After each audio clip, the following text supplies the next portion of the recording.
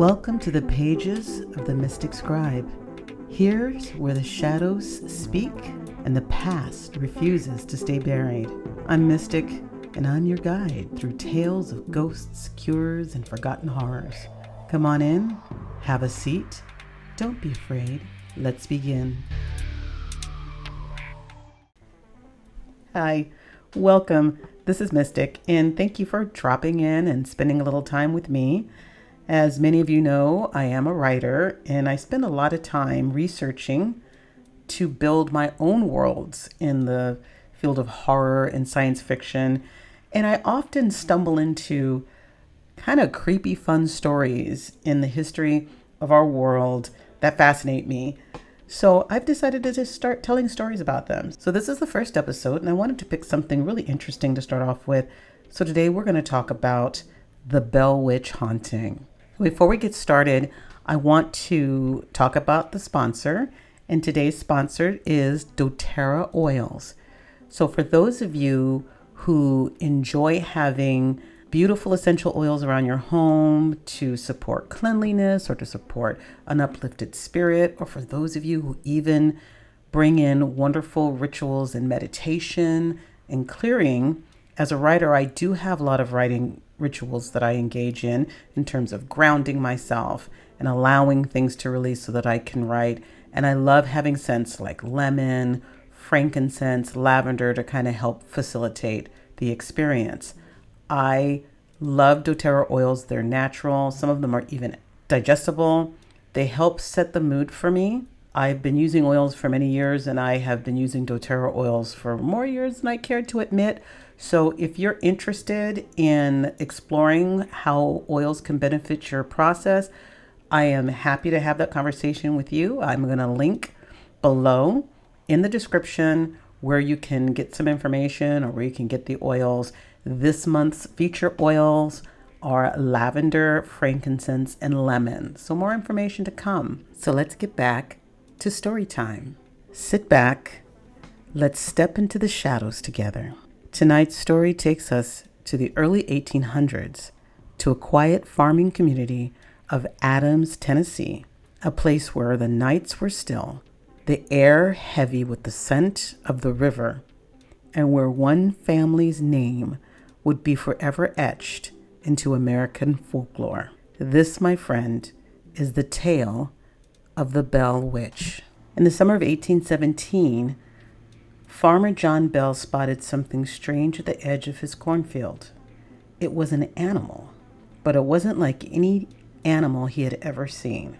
He described it as having the body of a dog, but a disturbingly shaped head that looked like a rabbit. So this is crazy. And we live in a time where we have a 24-hour news cycle, we have CCTV cameras, we have cell phones, we have everything. And I see footage on shows that I watch where they catch paranormal activities and all kinds of UFOs and things like that on camera, and we see the strangest things. At a time where it wasn't like that, I can't even imagine what it's like to look out into your farm, into your cornfield, and see something like this. And you got to know, I don't know how you feel about cornfields. Cornfields freak me flipping off, especially at night. They are creepy, they are scary, they make noise, and the imagination is wild anyway. And here this farmer saw this dog-like creature with the head of a rabbit, and he did what any of us would have done. He raised his gun, took aim to fire, but it vanished. Creepy! That night, the Bill family began hearing knocking, at first on the walls outside, and then on the doors, and finally, deep inside the house. Whatever it was that was outside, knocking to get their attention, it was now inside. Bed sheets were pulled from the sleeping children. Gnawing sounds echoed from all the corners of the house. Something had entered their home and was now menacing the family menacing the children. The family prayed. The family asked for help from their own spiritual connection. But the sounds only grew louder and bolder. So come with me and just picture yourself in this situation. First, you see a strange animal, if you can call it an animal. Then you hear strange knocking outside of your home. Then you hear the knocking inside your home. The knocking goes from just sounds to actually physical contact, gnawing. And to describe a sound like gnawing, it only brings to my mind images of a vicious creature chewing on animal parts. Menacing, scary. This is where we are, my friends. Are you with me? Let's continue. So here's the family now, drenched in fear, terrified in their home, as the sounds became louder and more present. It wasn't too long that the presence began to speak. At first, just whispers, then clear, confident words. And it had a name. It called itself Kate, claiming to be the spirit of Kate Batts, who had sworn revenge on John Bell. Oh yes, Kate was no ordinary haunting. She sang hymns. She quoted sermons from miles away, word for word. She mimicked the voices of visitors, even speaking in languages no one in the Bell home understood. And she had one clear mission: to torment John Bell and his daughter, Betsy. So now you're in a home with a presence that has declared vengeance upon the person that you're living with, your spouse, your father. The person that is with you in the home has a vengeful spirit with them, claiming to come down with the force of revenge. That, my friends, would really cause most of us to wonder if maybe we need a new roommate. I don't know, but let's continue. So the Bell children were slapped. They seemed to take the bulk of the torment from this spirit. Kate wasn't happy with them. She slapped them, pinched them, pulled their hair. But Betsy seemed to be her primary target. The youngest daughter, Elizabeth Bell, Betsy. This ghost, entity, spirit, Kate, came at Betsy with full force, targeting her more. They say her schoolmates could hear invisible hands striking her.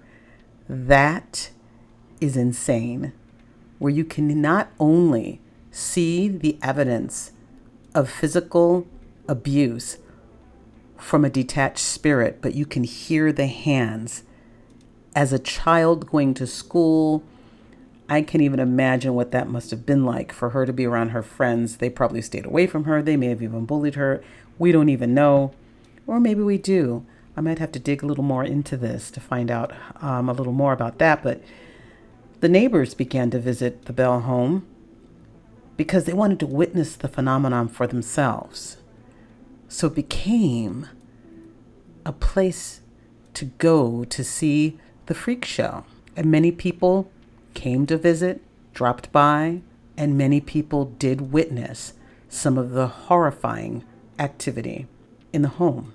This haunting became so notorious that, according to some accounts, General Andrew Jackson himself visited the Bell farm, old Hickory himself. But the most terrifying chapter, is still to come. In late 1820, John Bell fell gravely ill. Kate taunted him endlessly, promising him relief from his life through death. One cold December morning, a mysterious vial of black liquid was found in the home. The spirit claimed she had given it to John. The contents were tested on a cat. The animal died instantly. And on December 19th, 1820, John Bell passed away. At his funeral, Kate's voice could be heard ringing out, laughing and singing, as if celebrating her victory. And then she was gone. The Bell home grew quiet. The strange knocks and voices vanished, but the legend didn't. Some say Kate returned briefly years later to visit John Bell's widow.